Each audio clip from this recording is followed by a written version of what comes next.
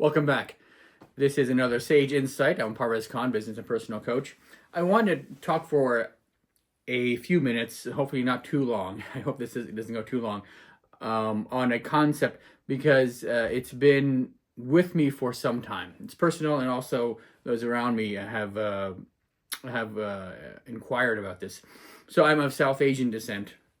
My parents are South Asian. I'm from the United States, and I have a lot of South Asian friends or people whose lineage comes from South Asia.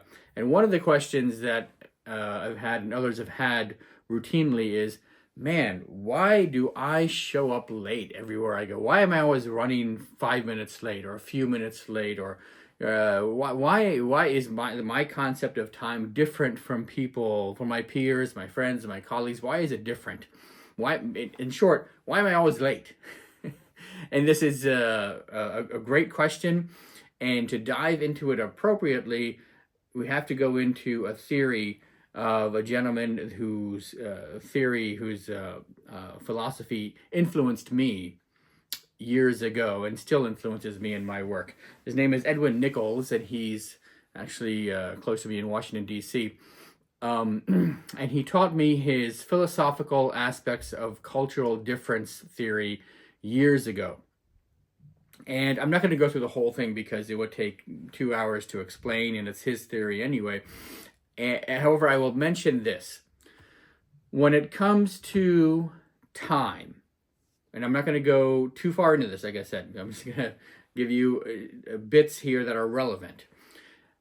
He divides the world. Edwin Nichols divides the world into different groups that lived or were raised in, that took on the characteristics of the land in which they resided. So if I'm South Asian, we came from a climate where it's warm all the time. You can grow fruits and whatnot all the time. Land irrigation is not a problem. And if you're in Northern Europe, for example, growing crops is a problem, especially efficiently. And if you're in other parts of the world, warmer parts of the world, it's not. So one of the things that came out of his theory is there is a way that we relate to each other. Follow along. So as a South Asian, I relate to, and this is genetic, I relate to the people around me as a group, as a tribe, if you will. We have a tribe, we have a tribal identity. The people like us behave like this, and we look like this, and we do this. And this is part of our tribal identity, and I am part of that tribe, and this is my job here within the tribe. So I am part of a group, and we have this group identity, yes? If you're from a Northern European descent, you have a member to object relationship, meaning you're constantly looking at yourself, and you may or may not see yourself as part of a tribe. However, given that it's such a cold climate and the death was rampant for many centuries there, many millennia there, the relationship that a person had was to a thing, to an object. So think of it this way. There's a mountain. I'm going to go scale that mountain. I'm going to go climb that mountain. Here's an animal. I'm going to go take that animal down and claim it for food, and it's mine, and I'm going to go take it for myself and those with me, family or whoever is around me. So there's very much this member to object relationship. And the way that it plays out is there is this rigidity with people of Northern European descent. Now, I'm not picking on people of Northern European descent. There are also people from Africa and people who are native in the New World, and there were Far East Asians, and they each had their own identity. However, it's relevant for 21st century America because as South Asians, we find ourselves as square pegs trying to fit into these round holes. It doesn't fit very well. We still have this mentality that we're trying to assume that doesn't fit on us. It doesn't look good on us.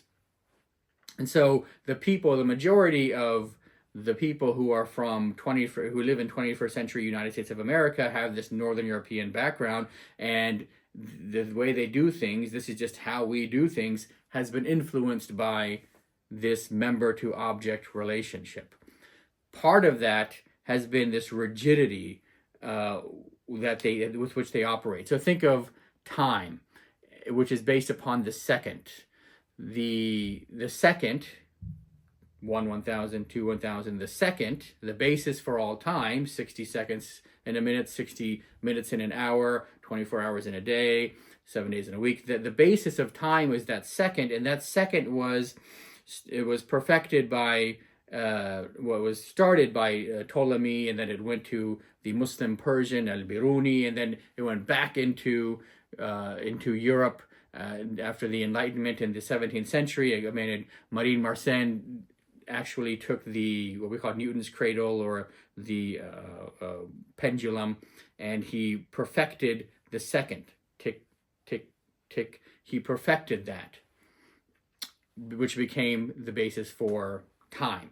So this is how we can look at a clock now and go, it's 2 o'clock p.m. If it's 2 o'clock p.m. here, it's 2 o'clock p.m. for my neighbor as well. And thus, around the world, we can calculate time. So there's a universality with this, which has helped us, of course. It's been tremendous.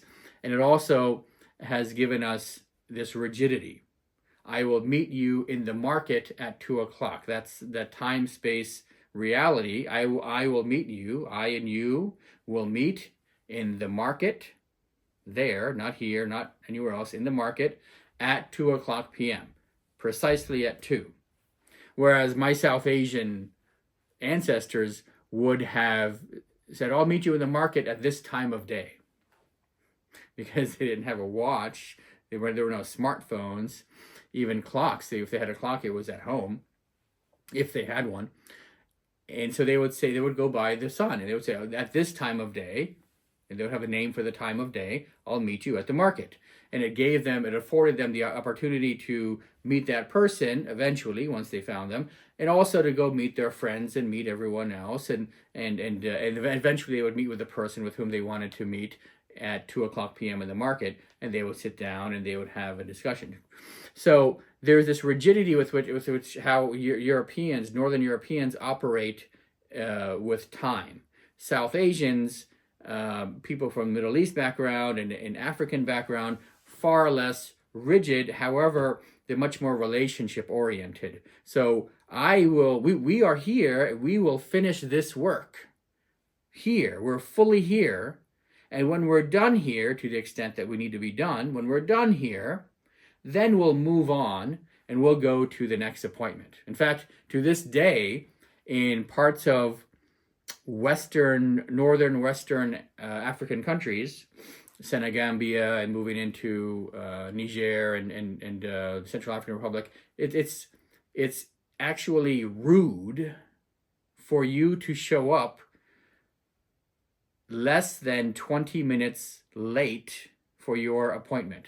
Let me say that again. It's rude for you to show up less than 20 minutes late for your appointment, because there's a concept of time and how it works there. It's not just a cultural thing. It's you should have been doing something else.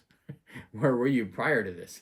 So anyway, the point being that there is a different operating standard that Northern Europeans have than my South Asian ancestors had. And so when we have this square peg trying to fit it into a round hole, we find ourselves, oh man, I'm running late. What happened? Why am I constantly running 5 minutes late? Why am I, always trying to do so much?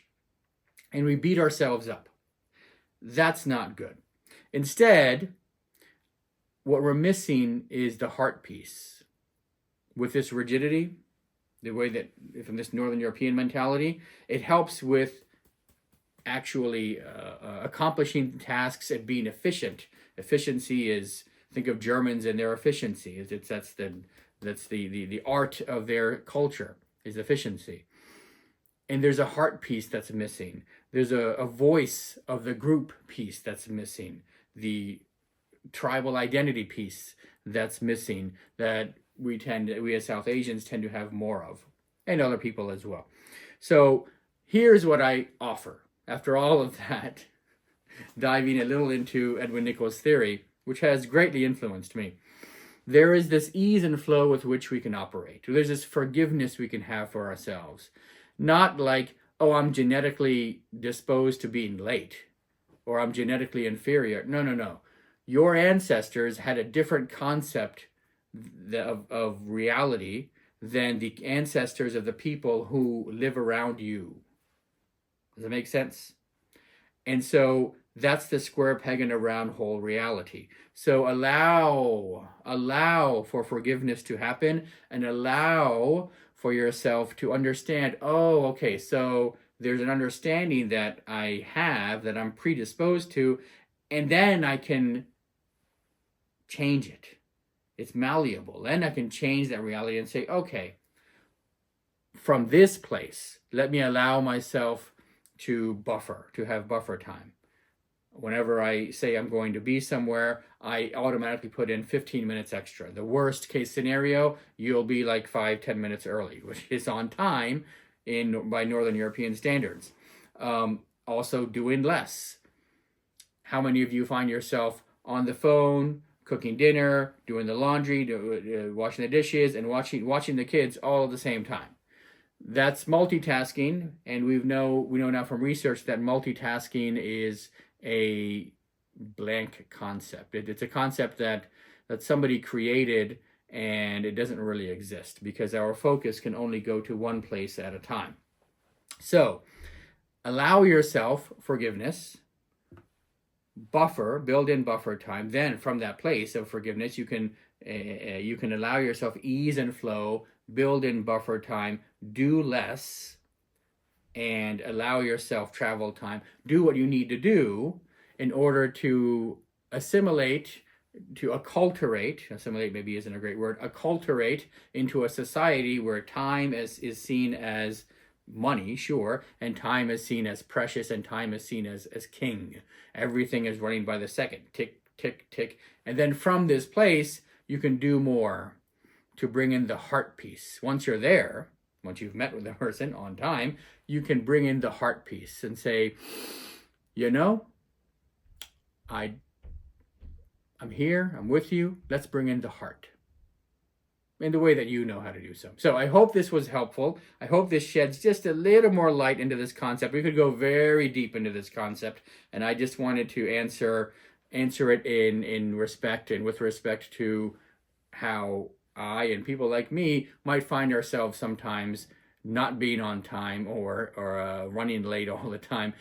There's a reason for it. There's a deeper reason. And with some ease and flow, with some heart, with some love, we can acculturate and understand, come to a meeting of the minds, if you will, with those around us. So, my name is Parvez Khan, business and personal coach. I hope this has been a sage insight. If you have questions, reach out to me. I'd love to hear your question.